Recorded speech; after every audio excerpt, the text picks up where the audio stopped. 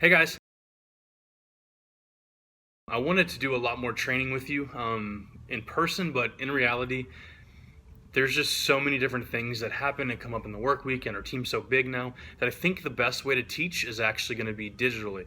So this video is going to be basically just walking you through what it looks like to edit photos weekly. Every week I get pictures from all of you guys, and I take them and I try to make them look like they all come from the same camera, the same photographer, the same style, all that stuff. Each of you have your own talents and your own strong suits. And it's not about making you look like you're a different photographer. It's just making it look like we are united under one vision, which is one of our big cultural values. My intention is to equip you guys better with realizing what I'm doing after you give me the pictures, to better serve you, so you know not what expectations are more so, but what the usage and the intention of them are, or what they're going to end up looking like. So today is the 25th of January. It's 2016 now, and between now and middle of March, I'll be out of town for about 3 weeks. 1 week will be Israel, 1 week will be India, and 1 week will be Nicaragua. In those 3 weeks, I'll be doing things for outreach, for film, whatever. And this is basically teaching material in order to train up new leaders, and hopefully one day that'll be you. So I say this at the end of each section, but if you have any questions, comments, concerns, you can text me if you have my number. If you don't, your leader can provide that for you. You can email me. My email is wrose@lifepoint.org. By the way, my name's Wes, if we haven't met before. I get to do photography direction, as well as filmmaking here for Lifepoint. All right, well, let's get into it. First, we're going to start off by just going into Dropbox, which is where the work week starts for most of you. So here we go. Okay, so first what you want to do is you want to go into Dropbox, and then when you get to Dropbox, you want to go and find the Worship Experiences folder. So I'm going to click on the Worship Experiences folder, and then the campus, and then the year, and the month, and then the proper weekend. Okay, so I'm in here now, and I see that I have a folder from Scott. You're going to want to do this on each campus, and I'll show you what that looks like in a moment. But basically, you're going to click on his folder, and then you're going to click the button right here that says download. Okay, so it starts downloading. Kind of wait for it to finish.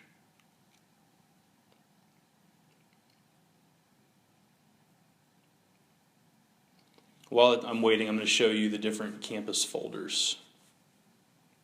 So go back to Dropbox and the Worship Experiences, then into Spotsy, 2016. All right, there's nothing there from that weekend. And Stafford, and 2016, and same thing. There's nothing really in there because it was a pre-recorded message. So go back to Dropbox. All right, so the file has finished downloading. I'm going to open that up now. It's going to unzip the zip file. So I also have some photos that Jess took, which I grabbed off her SD card that are already on my computer. So what I'll do is I'll show you how we combine that when this one opens. I'm going to go ahead and go back in here and just do some prep work. Open the social media folder, go to weekly uploads, go to 2016, and create a new folder. This is the place where I will be putting images for our social media team to create. So this is week of 1/24/16,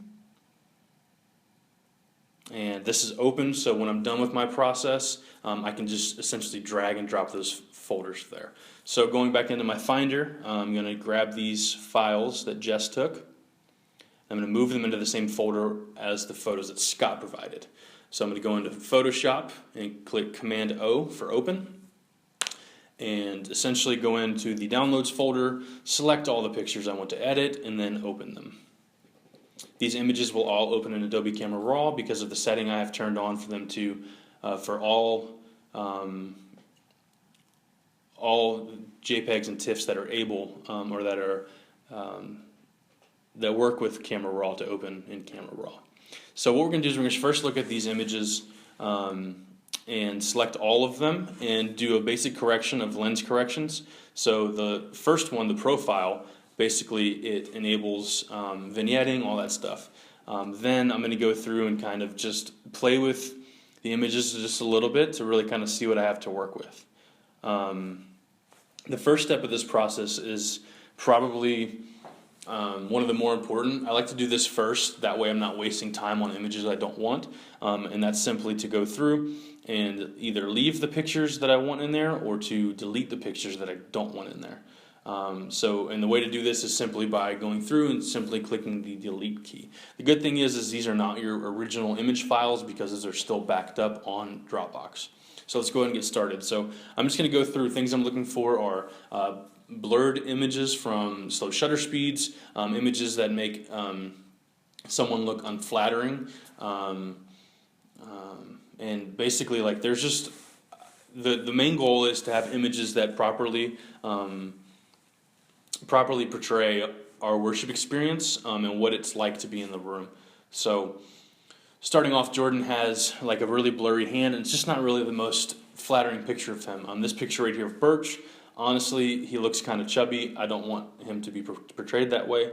So I'm just going to kind of go through here and as things, as each image plays out, if there's anything important, I'll kind of point it out to you. It could just be simply that I don't like the picture. So, let's see. And just adjust this a little bit.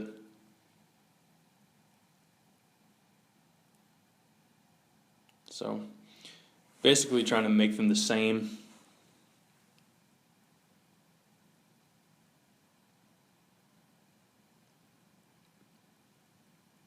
Yeah, that picture of Birch just wasn't good.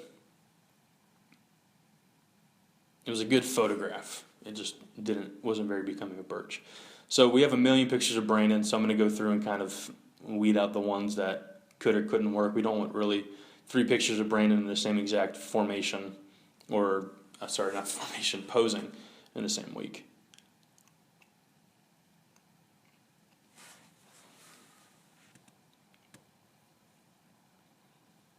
So deleted that one because I didn't like the facial expression as much as I like the other one. And looking back and forth at these, same thing. Jordan just looks kind of funny there. Looks like pajamas. This picture is just, Jess is our social media director, so she probably wouldn't post that of herself.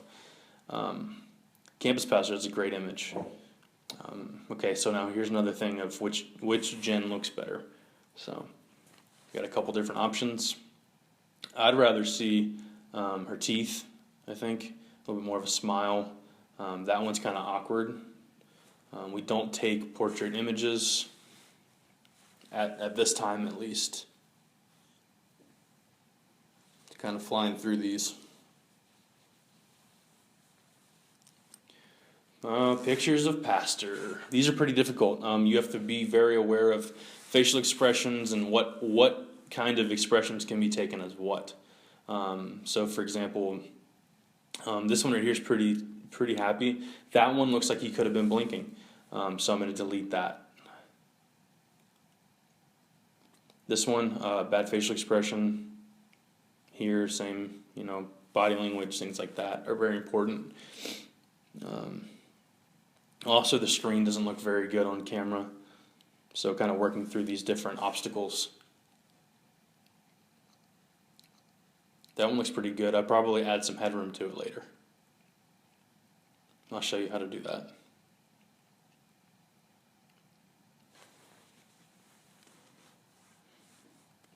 All right, these are getting into Jess's pictures. Jess is not a photographer, but Jess definitely has some great captures sometimes. So we're going to look through these and kind of see what the word is on that.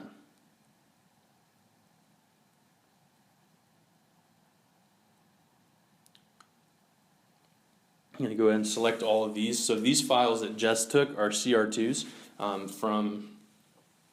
From Scott, I just have JPEGs, but from Jess, I have the raw images. The big difference is it allows me to do different things. So whereas with the JPEG images, I can only do default white balance, auto white balance, or custom white balance. With raw files, I can actually choose through a range of selection of different white balance presets. So our white balance at our Fred campus, in the auditorium, in the foyer, etc., is daylight. So I'm going to choose daylight. Looks good. Let's see, drop the contrast a little bit. Basically what I'm doing now is, these aren't my final images. I'm actually building kind of like base images to utilize later in the color grading aspect. I'm just doing color correction now. Color correction is basically making all these images look like they come from the same camera, from the same photographer, etc. Color grading is the stylization aspect. So just kind of flying through these. All right, let's go back to the beginning and start deleting ones I don't like. Like I said, a lot of this is just preference, cropping, framing, things being blown out, body language.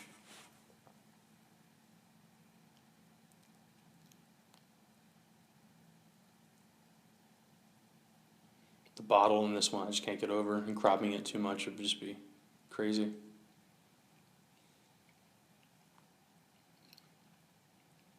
Now some of them, like this one, could be good, so I'm going to actually not delete it and mess with it a little bit, see what kind of cropping I could have. Okay, that was not the right point to use a straight. Let's do this one.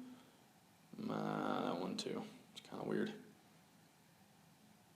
It looks straighter that way, so we'll use that.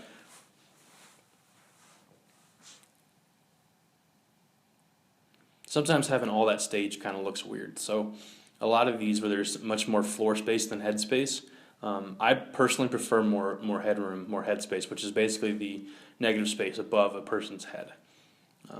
So this one looks kind of good in Noah. See if I can get a straight point. Looks pretty good.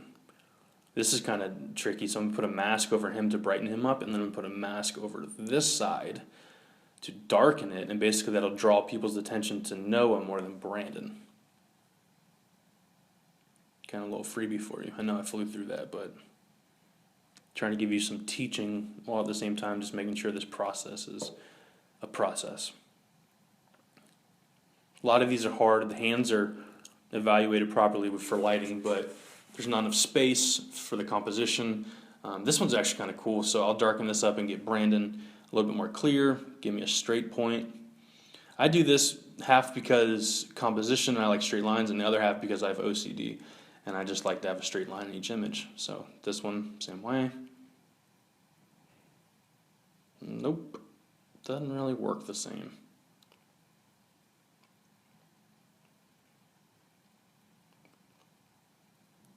Let's see if there's a better facial expression. Yeah, pretty sure the one that Scott took is the best facial expression, but the first one of Pastor Sean that I tried to work with, I think was pretty good. This one. That's the best one. Let's see if I can do anything with this. Oh, sorry, Pastor Sean Gala.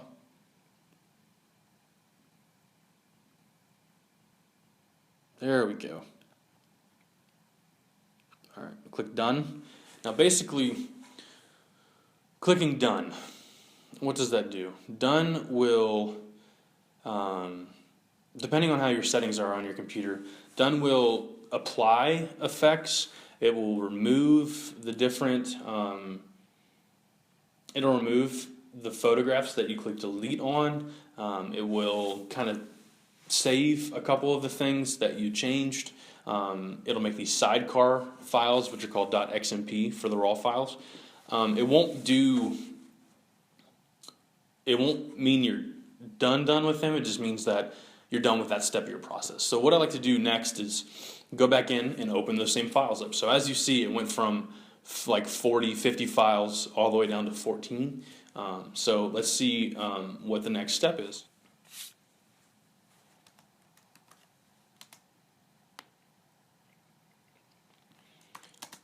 And simply clicking Command O and selecting those files, opening them up. Let's go back into RAW.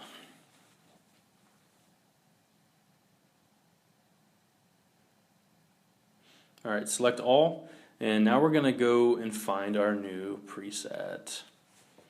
So this is going to be kind of fun. So I'm going to go ahead and put this in high speed for you.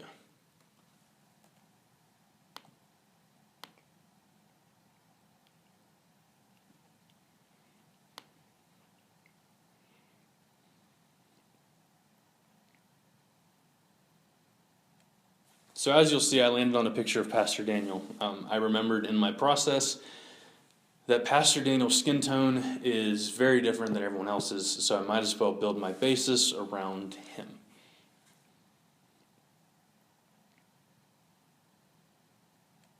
Let's see what we got here.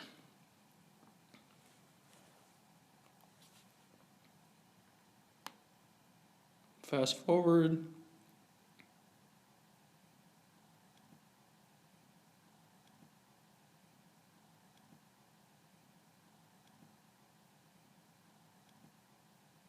Kind of funny. What did we land on? Landed on Canon 400H plus 1 and negative, or one negative. So I think that's pushed one stop and pulled one stop. Don't really know. Usually we do 400H pushed one stop and then plus 3, or it's plus plus plus. So didn't land very far off. Okay, so now let's adjust things like our exposure.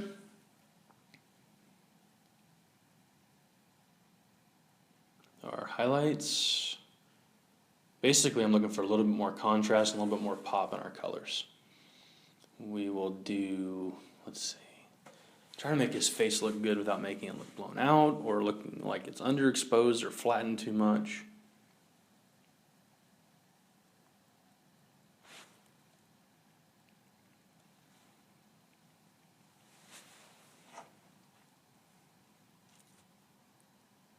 See, how does this look on Jen?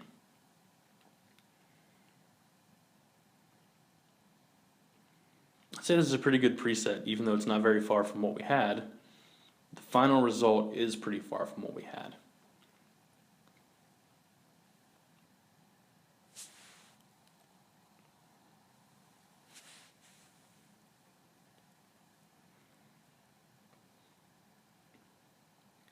A lot less flatness, a lot less muddiness, a lot more vibrance, I'd say. Kind of play with a little bit of, temperatures and stuff like that. I don't want to make it look like it's too poppy or too potent or too vibrant, but I want to give some more life to our photos that we haven't had for a while. Kind of make it look like this snow has refreshed our style.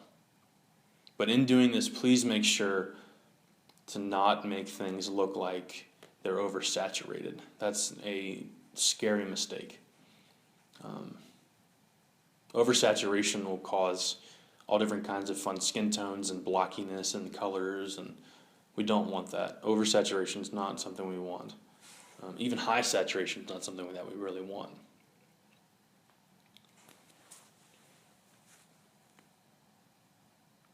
All right, so these look good. I'm going to save all of them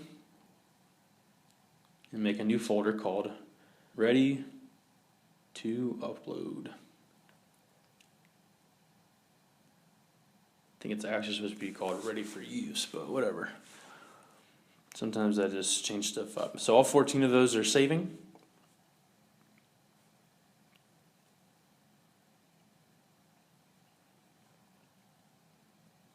Five left. I'm just going to go click Done and wait on this screen. I got 3, 2, and done. Awesome. Okay, so I'm going to go ahead and open this image. So remember I told you I was going to add some headroom a while back. Well, this is where I'm going to do that. So basically, first step is I'm going to go in here and unlock this layer. Cool. Then I'm going to move him down, kind of like where I want the crop to be. I'm going to do probably a little bit of resizing. Move it down right about there. There you go. Cool. Now I'm going to use the M tool, marquee tool, and select this area. I'm going to right click and click Fill. It says Content Aware, so I'm going to click OK.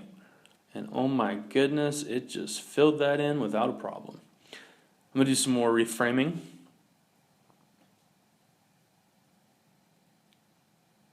Look at that. It's like it was composed the way I wanted it to be. Fantastic. Going to save as a JPEG. Go ahead and remove that and replace that image. Done. Click OK. I do not want to save this when I'm closing it because I already saved it. Duh. Don't want a Photoshop document. All right, so selected. I'm going to go into Dropbox now. Make sure that I like these pictures I'm getting ready to upload. Don't like that one, so take that guy out. Sometimes last minute decisions are still better than not making the decision at all.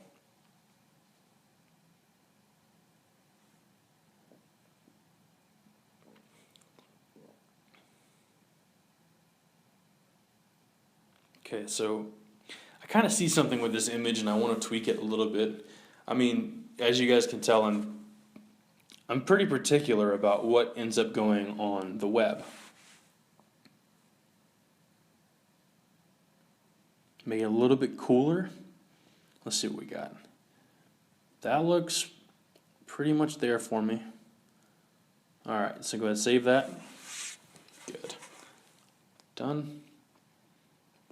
Let's go in here. So now I have that before and that after. It is so subtle, but honestly, to me, it's so worth it. It feels like the difference in hot and cold, or oversaturated and perfectly saturated. So, once again, these are just evolved preferences, really.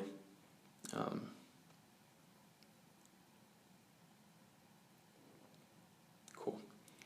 So go ahead and drag the whole selected folder. Inside the selected folder, all the pictures that we selected, but also all the pictures that are ready to upload. So the selected pictures are not color graded, they're just color corrected.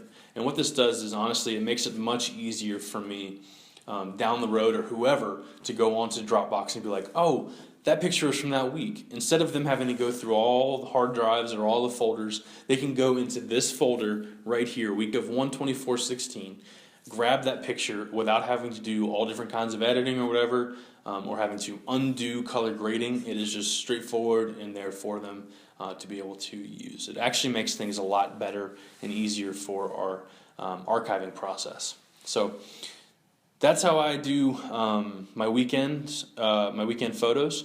That's how I upload them. That's how I edit them. That's how I select them. This is really kind of a very in-depth, I think, look into why I choose what I choose, why we choose what we choose. I know that it was very limited on options, just because it was a pre-recording. We had one photographer, and then we had Jess, who did a great job. I got 4 pictures from her that we were able to use, which is a great ratio for one service. But yeah, let me know in the comments or whatever what you think. If you have any questions or need any help, my email address is wrose@lifepoint.org. I'll put it on the screen. So this video was solely made for people to know how to edit for Lifepoint when I am not able to, or hopefully one day when I give it away. So thank you all. Love you. Believe in you. Bye.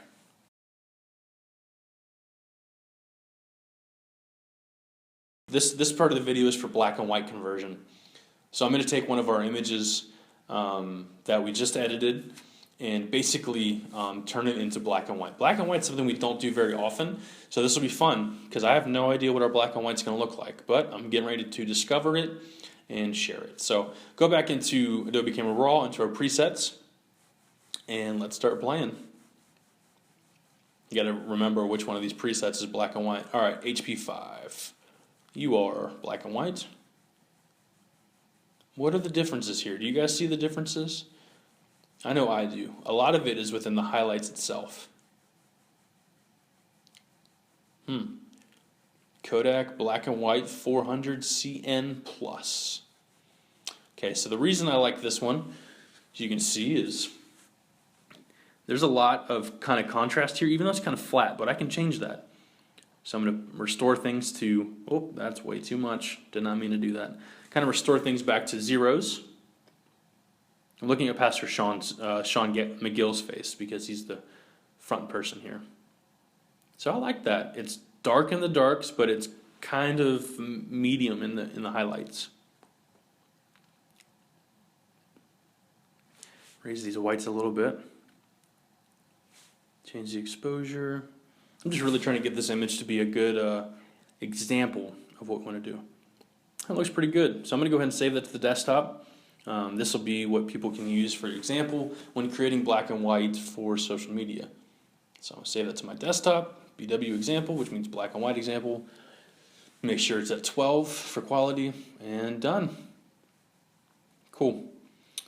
All right, well, I'd say that's pretty much the end of what we're going to be doing today.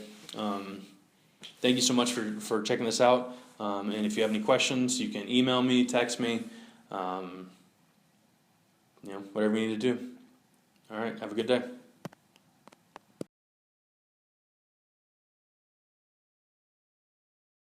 When you're done with everything, what you want to do is you want to make sure that you message your social media person or communication person.